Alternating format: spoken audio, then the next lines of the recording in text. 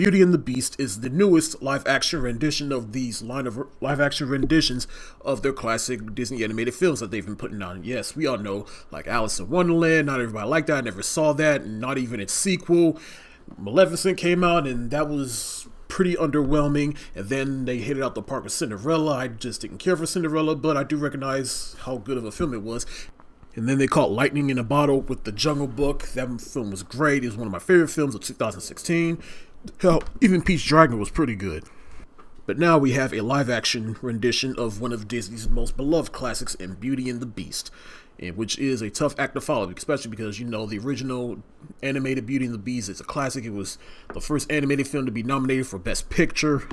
So how is this film? Well, let's get into it. So now we all know the plot of Beauty and the Beast. It's about Belle. You know, she's one of the more smarter folks in her town, and she just wants to get out there and have an adventure. You know, she's more open-minded, and then through a series of events, her father gets locked in a dungeon by a beast, and she goes in there and trades her life for her father's, and now she's stuck in a castle with the beast as well as any other enchanted inanimate objects that come to life, and the two end up falling in love with each other. And then that's we have the movie. Pretty basic. We all know the story of Beauty and the Beast. If you don't know, then please get from under a rock. Now, going into this movie, I had to tell myself, all right, Brad, look, you just have to separate your nostalgia for the original animated film and just judge this live-action remake on its own merits. And how does it hold up? Well, there are things that I felt this movie did better than the original, and then I feel that there are things that the original did more better than this live-action remake. So let's get into it. So with pretty much the positives. So yeah, the story elements have been changed or shifted around to pretty much serve or better part of a story, which I thought was pretty clever. And of course the characters. Emma Watson, she plays Belle, and I thought she was perfect in the film. I think the only problem I really have with her in the movie is just her singing. Like, I couldn't tell whether or not she could really sing or not. Like, she sang fine, but I don't know, it's just there were some parts where I don't know if she didn't really want to hit the notes, or was just auto-tuned or computerized. I just don't know. But regardless, I felt she portrayed Belle perfectly. Dan Stevens plays the Beast, and I felt like he pretty much balanced out from being a beast and being this troubled soul that's just been a beast for some time now. Luke Evans as Gaston, he is just about of a dick in this movie as he was in the original animated film, though I prefer Gaston over this version though. But I felt like for what this movie was trying to convey, I felt like this version of Gaston was perfect. Josh Gad plays LeFou, and there's a lot of controversy about him and Disney coming out saying that he is gay. Well, honestly, I don't see the controversy because, yes, he was gay in the movie. Hell, even the original anime film, LeFou was a bit gay. But I felt like in this movie, it didn't really convey that. All it really just said was that, he was just a little needy and clingy. But regardless of all that, I felt Josh Gad did a pretty good job at playing LeFou. As for more of the other side characters like Cogsworth, Lumiere, Mrs. Potts, Chip, we got Ewan McGregor playing the voice of Lumiere, and I felt like he had a lot more life and more to this role than I actually thought he did. I felt like he pretty much did a good job at conveying Lumiere, and I just believe that, this is a candlestick, and he brought a lot of life as they did to the original. Ian McKellen plays Cogsworth, and I thought he did just as bit of good in this movie as he did in the original. Emma Thompson plays Mrs. Potts. Now, I know it is a tough act to follow with Angela Lansbury playing Mrs. Potts, but honestly, I feel like Emma Thompson, she did a pretty good job at making Mrs. Potts her own, and I especially loved her at the very end. Some of the songs in this movie just really reminded me of the original, like the Be Our Guest song. Like, I remember I saw that in the theater and it got an applaud, and I was just like, yeah. And there were a couple more songs that actually hit me where I live, like particularly at the end with Beauty and the Beast, the reprise version, and then of course the ballroom dance where they're dancing to Beauty and the Beast, the song. Bill Condon, who directed this film, I felt he did a good job in all the sets. The scenery in this film is just perfect. But Bill Condon, he directed one of my favorite musicals of all time in Dreamgirls, and yes, I know he directed the last two Twilight movies, but those two movies, it wasn't necessarily his fault. It was more so the script, and you can only do so much. Try to polish a turd, it's still a turd. So ain't much she could do to save that. But I just love Bill Condon for what he did with Dreamgirls, and it definitely conveys in this movie as well.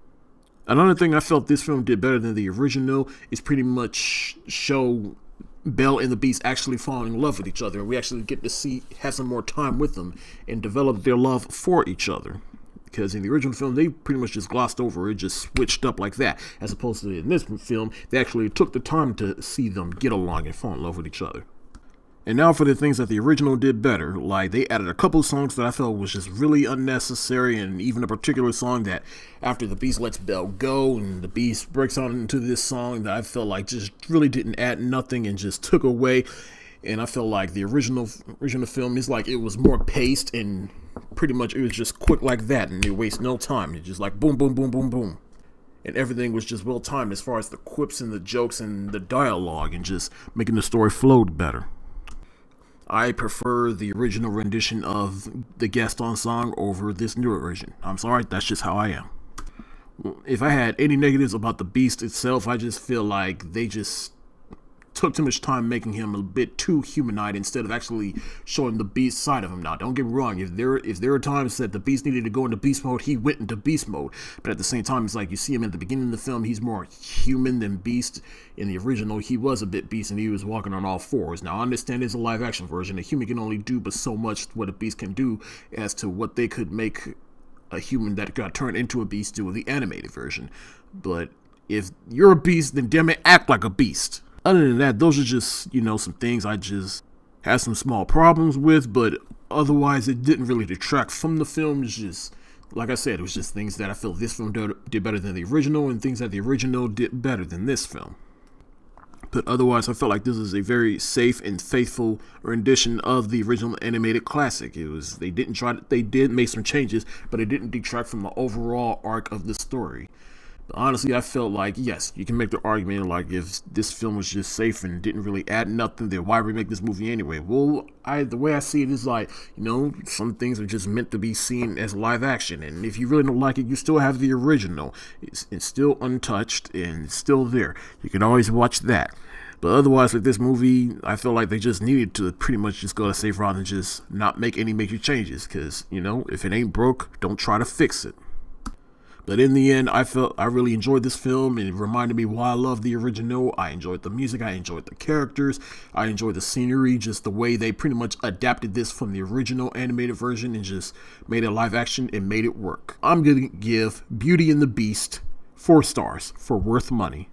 And now I'm definitely curious as to see what they do next with, taking their original classics and putting them in live action form. I will say the hardest ones will probably be the other 3 movies that were part of the early years of the Disney Renaissance, which is The Little Mermaid, because, it's going to be quite hard and interesting to see what they do to make the underwater scenes. Aladdin, because, you got to find someone that can bring the same magic that Robert Williams brought to the genie in The Lion King, because, again, it's The Lion King. How are you going to recreate that and just make it work? Now, granted, you can make the argument Jungle Book work, but you also got to think the Jungle Book had 1 character as opposed to The Lion King, have no human characters. So at that point, you got to ask, is this even live action anymore? But that's it for the day. If you like what you see, go ahead and hit that thumbs up button. If you want to see more, check out my channel. The link is in the description below. And be sure to check me out on Facebook, Twitter, Tumblr, Instagram, and Periscope. Peace.